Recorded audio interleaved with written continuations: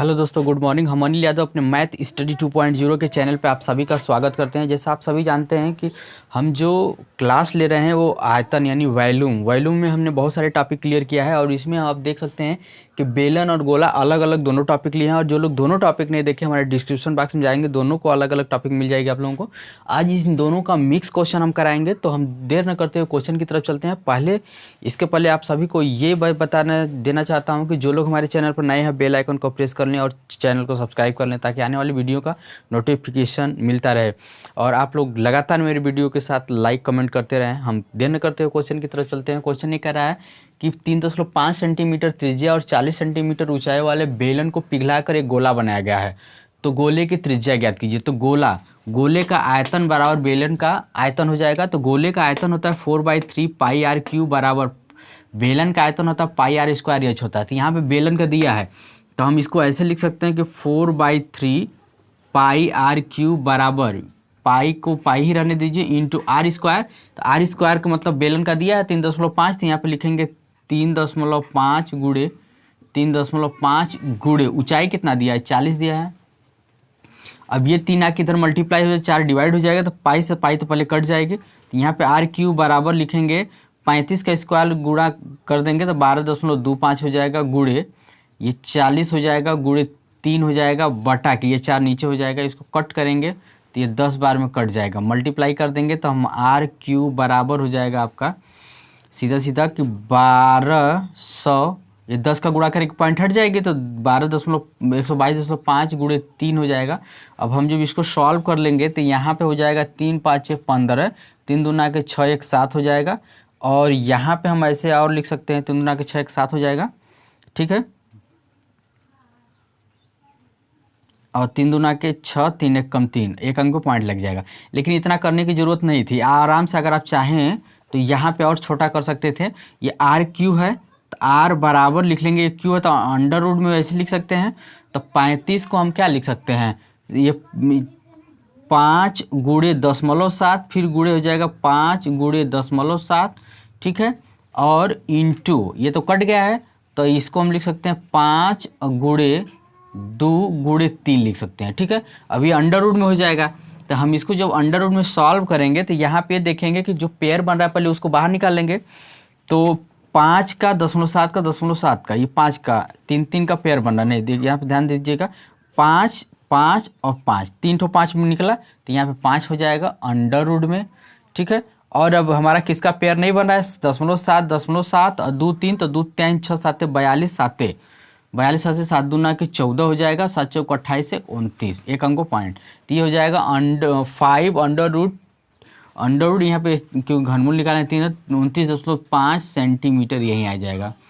थोड़ा सा कैलकुलेशन करने में थोड़ा फास्ट लेट हो गया है तो इस पर कुछ करना है, इसको ब्रेक कर देंगे तो आराम से, क्योंकि यहाँ पे पावर 3 है तो यानी घनमूल निकलेगा, घनमूल निकालेंगे तो 5 अंडर में, या तो आप चाहें तो सबको अंडर रूट में ही छोड़ सकते हैं, तभी हमारा आंसर सही हो जाएगा। हम दूसरे क्वेश्चन की तरफ चलते हैं।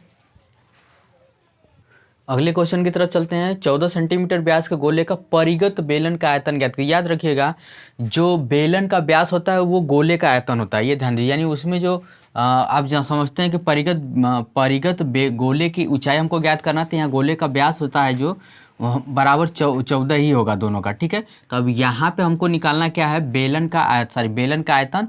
तो हम बेलन का आयतन लिख सकते हैं, बेलन का आयतन क्या होता है, पाई आर स्क्वायर एच होता है। तो पाई का मान 22/7 इंटू 14 गुणे 14 हो जाएगा, 14 गुणे 14 गुणे एच कितना हमारा दिया है, एच भी तो हमारा नहीं पता है ना, तो 14 गुणे 14 पाई आर स्क्वायर एच होता है। तो 14 गुणे 14 हो जाएगा आपका, सॉरी यहाँ पे, यानी देखिए व्यास जो है, व्यास का आधा त्रिज्या होती है, यानी आर का मान 7 हो जाएगा, ठीक है। तो यहाँ पे पाई आर तो आर का मान हो जाएगा 7 इंटू 7 हो जाएगा। लेकिन जो ऊंचाई होगी, टोटल व्यास को ही ऊंचाई बोलते हैं, तो टोटल व्यास कितना है हमारा 14, ये लिखेंगे। 7 से 7 कट जाएगा, 22 7 154 हो जाएगा, 22 7 154 हो जाएगा, इंटू 14 हो जाएगा, 14 चौके 56 हो जाएगा, 14 5 70 5 75 हो जाएगा, कैरी 7 हो जाएगी, 14 कम 14 7 21 56 वर्ग सेंटीमीटर, 2156 वर्ग सेंटीमीटर होगा। क्या होगा? 2156 वर्ग सेंटीमीटर। यहाँ वर्ग नहीं होगा, यहाँ पे घन होगा, घन सेंटीमीटर। क्वेश्चन फिर समझिए, हमको गोले का ऊंचाई ज्ञात करना है, गोले का व्यास दिया था। गोले का जो बेलन का आयतन होता है पाई आर स्क्वायर एच होता है, तो आर का मान यहाँ व्यास दिया है 14 सेंटीमीटर, तो आधा हो जाएगा 7 सेंटीमीटर, यानी त्रिज्या हमारे 7 सेंटीमीटर हो जाएगी। तो 22/7 × 7। अब ये गोला जो आपकी व्यास दिया होता है वही गोले का ऊंचाई होता है, सॉरी बेलन की क्या होती है, वही ऊंचाई होती है। जो गोले का व्यास होता है वहीं बेलन की ऊंचाई होती है। तो बेलन की ऊंचाई कितना हो जाएगी? 14 सेंटीमीटर। कट करेंगे तो 2156 घन सेंटीमीटर आएगा। अगले क्वेश्चन की तरफ चलते हैं। अगले क्वेश्चन की तरफ चलते हैं। किसी गोले का आयतन और उसके परिगत बेलन का आयतन का अनुपात ज्ञात कीजिए। तो सीधा सीधा समझिए कि गोले का आयतन 4/3 पाई आर क्यू होता है, बेलन का आयतन पाई आर क्यू होता है, लेकिन यहाँ पे गोले का डबल होगा, क्योंकि अगर हम आर मानते हैं गोले का आयतन, गोले की त्रिज्या अगर आर मानते हैं तो बेलन का त्रिज्या जो होती है, बेलन की त्रिज्या ये हो जाएगी 2r। बात समझ पा रहे हैं? 2r हो जाएगा। तो यहाँ पे वही हो जाएगा 4/3 पाई आर क्यू, और ये होता है बेलन का आयतन पाई आर क्यू, यानी इसके आर से ठीक डबल होता है, तो ये आर है तो ये 2r हो जाएगा। तो यानी हम यहीं पर 2r लिखेंगे, ये आर है। ये वाला पार्ट पूरा कट जाएगा, 2 दूना के 4 हो जाएगा। तो इसको हम लिख सकते हैं 2:3, यानी अनुपात कितने का है? 2:3 है। क्वेश्चन फिर से समझिए कि 4/3 पाई आर क्यू हो जाएगा। यहाँ पे हम 2 क्यों? क्योंकि गोले की जो त्रिज्या, जैसे समझिए कि ये जो गोला होता है इसकी त्रिज्या यहाँ से आर अगर मानेंगे तो ये भी तो एक होता है, तो यहाँ पे ये आर, यानी हम इसको मिला के 2r बना लेंगे। तो कहने का तात्पर्य है कि गोले की जो त्रिज्या होती है उसका बेलन के त्रिज्या के डबल होती है, यानी ऊंचाई। तो कहने का मतलब कि इसका अगर गोले की त्रिज्या r है तो हम इसका डबल 2r करेंगे बेलन के त्रिज्या या ऊंचाई के लिए। ठीक है, तो हम अगले क्वेश्चन की तरफ चलते हैं। अब हम लोग जो क्वेश्चन पढ़ेंगे गोला और शंकु दोनों पर, वहाँ पे था गोला और बेलन पे आधारित, यहाँ पे गोला और शंकु पर आधारित। क्वेश्चन ये कह रहा है कि 14 सेंटीमीटर व्यास के गोले से 7 सेंटीमीटर ऊंचाई का अधिकतम आयतन का शंकु बनाया गया, तो शंकु का आयतन ज्ञात कीजिए। तो सीधा सीधा हम ये कह सकते हैं गोले की ऊंचाई, हम यहाँ पे कह सकते हैं कि गोले शंकु की ऊंचाई, क्या शंकु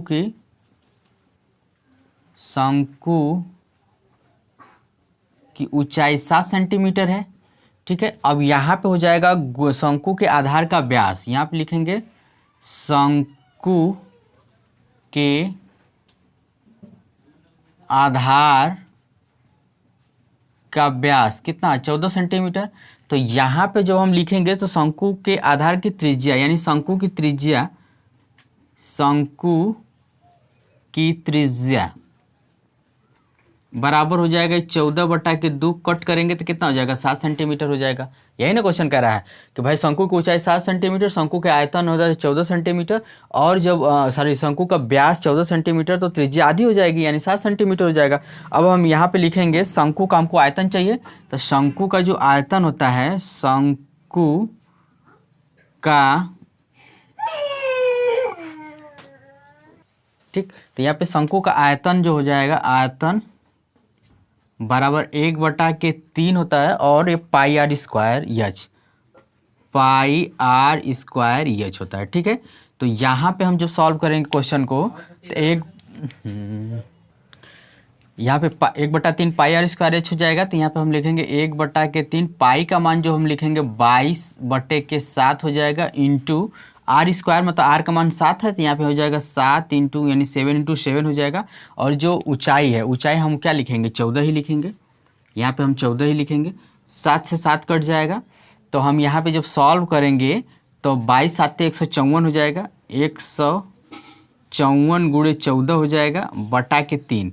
यहाँ पे जब सॉल्व करेंगे 22×7 = 154, तो यहाँ पे जब इसको सॉल्व करेंगे तो गुणा कर लेते हैं पहले। तो 14 चौके 56 के 6 कैरी 5 हो जाएगा, 14 5 70, 5 75 हो जाएगा, कैरी 1, 14 कम 14 21 हो जाएगा बटा के 3। जब हम इसको कट करेंगे 3 7 21 हो जाएगा, 3 1 कम 3 8 24, 718 सही 2/3 घन सेंटीमीटर हो जाएगा। यानी हम इसको शंकु का आयतन हो जाएगा 718 बटा 718 2 घन सेंटीमीटर हो जाएगा। ठीक है, अब इस पे क्वेश्चन कंप्लीट करा दिया। जब भी आगे की टॉपिक पढ़ाएंगे वो हो जाएगा छिन्नक पर आधारित प्रश्न। तब तक के लिए आप लोगों को तहे दिल से शुक्रिया। जय हिंद, जय भारत।